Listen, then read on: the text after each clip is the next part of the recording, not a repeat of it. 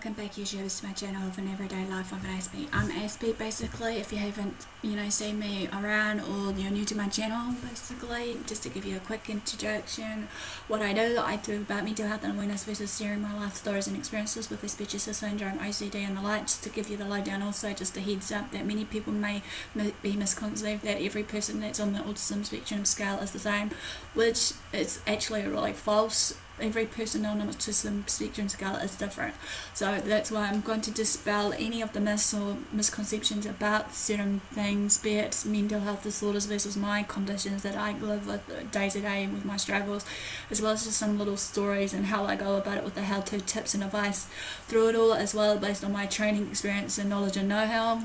And hopefully with this that you will understand me better as a person under these massive diagnoses, as well as also with these tips and advice that I may give you, regardless what it may be, just to bear with me basically, because all of this is based on my everyday life experiences with Aspergers Syndrome or just my training. So if you feel that some of these doesn't deem fit or is appropriate for you, you are entitled to seek an advice or opinion on some of these everyday topics I may bring out. Also, some of these everyday topics I may bring out from my Beauty from Ashes series especially, or the playlistings, be it of your everyday struggles. Hopefully some of this will be an enlightenment and encouragement to you all, regardless what it may be.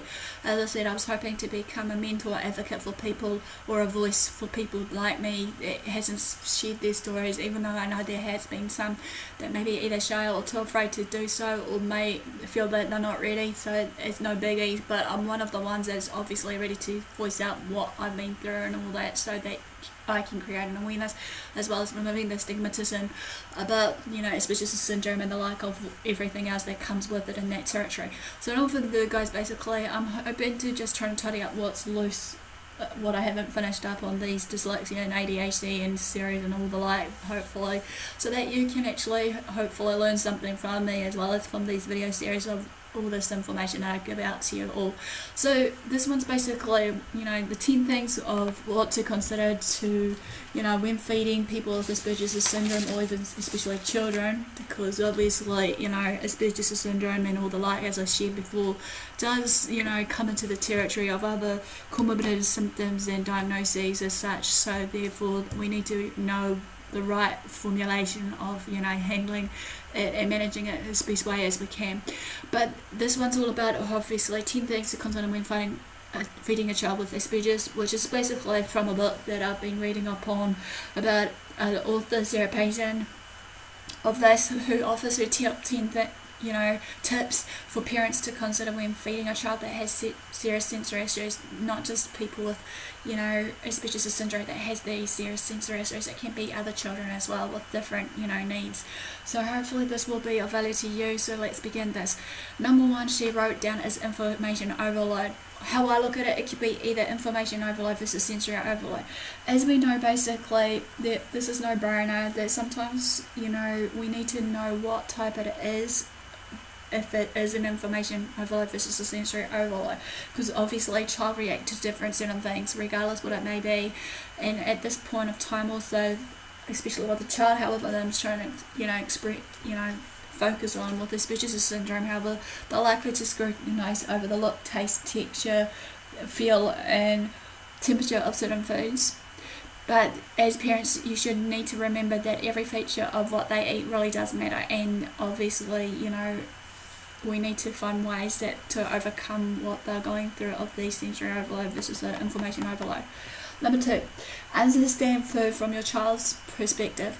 As we know, sometimes child knows what they want to eat and not to eat. Sometimes they'll know what smells good for them and what tastes good to them, as well as the look factor. Obviously, they're not being fussy eaters, as just to put it into perspective, they just know what they like and what they don't like. So in other words, just find the ways to get them interested in the foods they are currently rejecting, so that they can eat it to get the right nutritional balance in their diet, as well as the essential vitamins and everything else.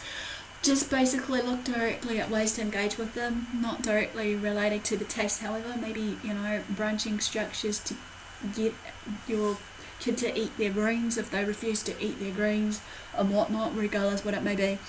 Number three, just what the doctor ordered. As we know basically, if restricted eating habits are an issue, however, basically Many people have suggested making a food diary of what the child may eat for a week or two, their behaviours towards those foods, and then if need be, if they don't like it, we can either try to incorporate what they don't like versus do like by basically eliminating the food if need be, basically, and see how that works. But if that doesn't work in that retrospect, then you can visit the GP or your doctor to rule out any other underlying medical problems that may relate to this.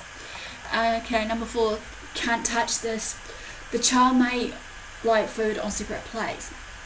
If they do, go with it. It's nothing to be ashamed of, because obviously if they like a small bowl of broccoli on one little plate, and then like maybe their meat on just a teensy bigger plate, that's fine. Start basically on a smaller plate that is close together maybe, and then arrange it for a big part on a bigger plate. Ease them into it and just use the foods that are allowed to touch each other on a regular sized plate. Number 5, give peace a chance. Asperger kids can absorb tension like a sponge. As we know, basically, when it comes down to meal times or any other time, it can be really stressful for you and the child. So if you have a mealtime that is calm and peaceful, it may make them happy for eating and digestion. Park arguments and disputes this before sitting down, and leave those heated discussions for later, however, regardless what it may be. So therefore, having a place in the home for peace and harmony for them to basically sit and enjoy their meal. Number 6, are they sitting comfortably? The hardness, softness and ergonomics of a chair may need to be taken into consideration, because obviously, every child is different in their way of taste, feel and texture and everything else around them. If a chair doesn't feel right to your child, they won't sit at all and won't focus on their food. Memory foam seat wedges may work best for them.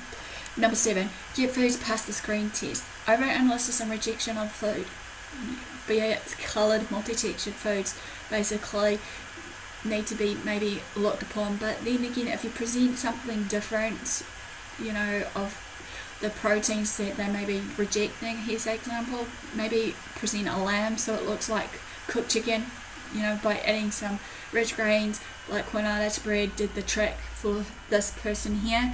But basically, you can always trick the food into eating something that they don't like, hiding it into some sort of, food cavity bit. If they didn't like beetroot, I heard about someone added it to a chocolate cake and they didn't realise the different taste to it. So it's just a matter of basically, knowing what they like and don't like.